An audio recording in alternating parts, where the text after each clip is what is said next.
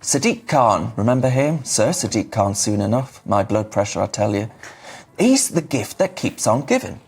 The London mayor has decided to ban an advert from the National Farmers Union. Sadiq Khan just banned ads supporting farmers on the London Underground. Let that sink in.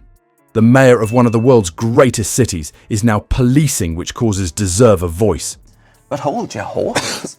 Khan's Transport for London, they had no issue plastering the tube with ads from Pensioner Harmer Starmer's assisted dying campaign.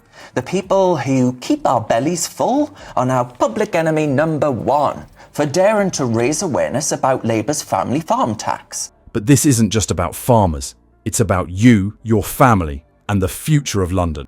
Stay tuned as we uncover how Khan's latest move fits into a disturbing pattern of silencing dissent.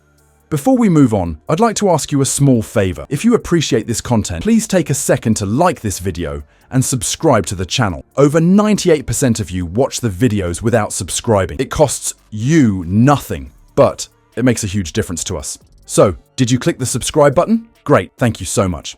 Now, back to the video. Sadiq Khan has gone and done it again just when we thought he could go any farther. This time the issue is free speech itself, not just taxes or traffic. Khan's most recent action, prohibiting advertisements on the London Tube that support farmers. Let's dissect this.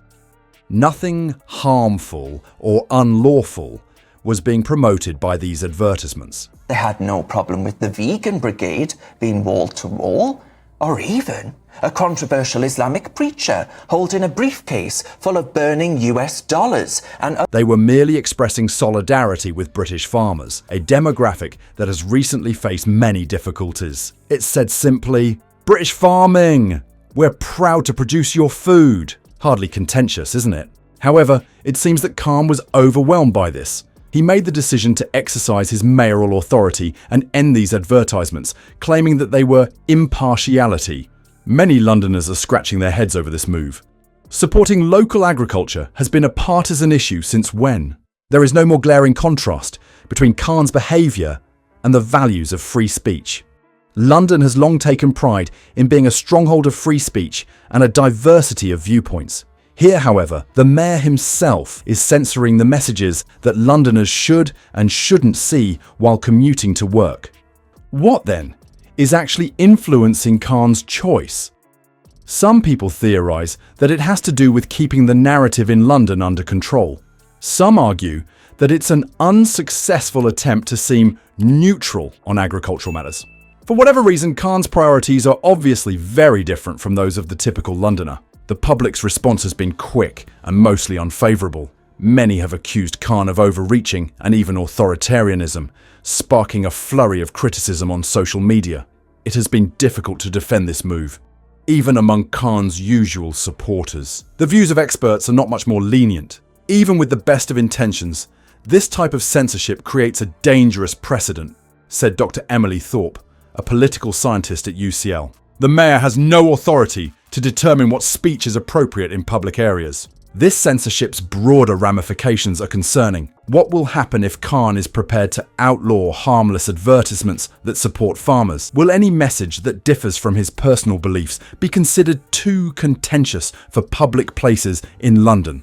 Unfortunately, this is not an isolated incident. It is consistent with a larger pattern of conduct that Khan has displayed during his time there. He has repeatedly demonstrated a propensity to put control over conversation and image above content. This ad fiasco is a perfect microcosm of Khan's leadership style when we consider the larger problems that have beset London under his watch. It serves as a reminder that despite Khan's lofty rhetoric about speaking for all Londoners, his deeds betray that claim. Khan's London is a city dealing with serious issues, such as soaring crime rates and exorbitant living expenses, but he's too busy playing censor on the tube to deal with these directly. It's true that Khan's London is a story about two cities, but what's actually going on the streets while he's busy creating a slick public relations image? Khan would prefer you not to see the stark picture that the numbers paint.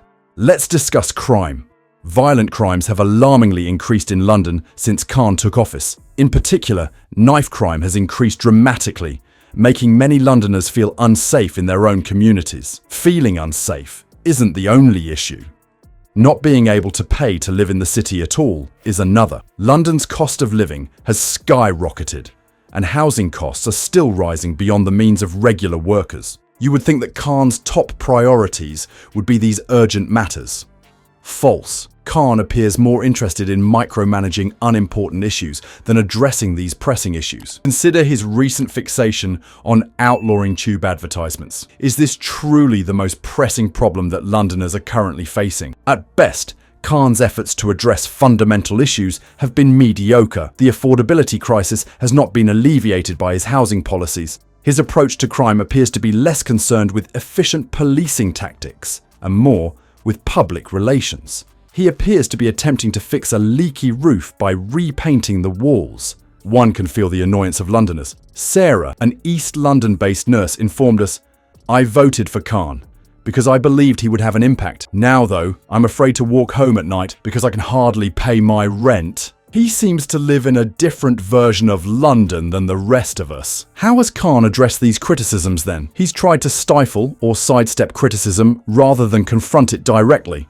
It has been alleged that his team has manipulated social media reactions to his policies in order to create an echo chamber that muffles valid concerns.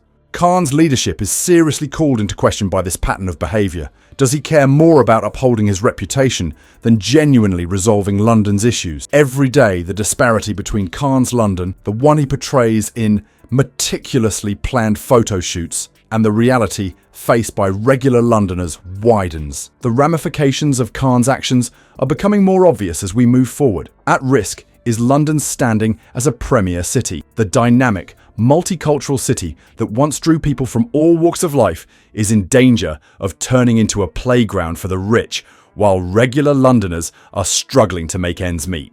For many, Sadiq Khan's time as London's mayor has been a journey from optimism to disappointment.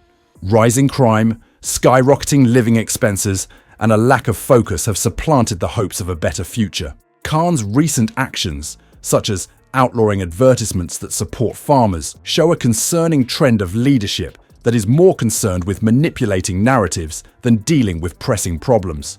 There has never been a greater need for accountability in London's governance. Londoners are left wondering who really speaks for their interests as Khan continues to dodge criticism and silence critics.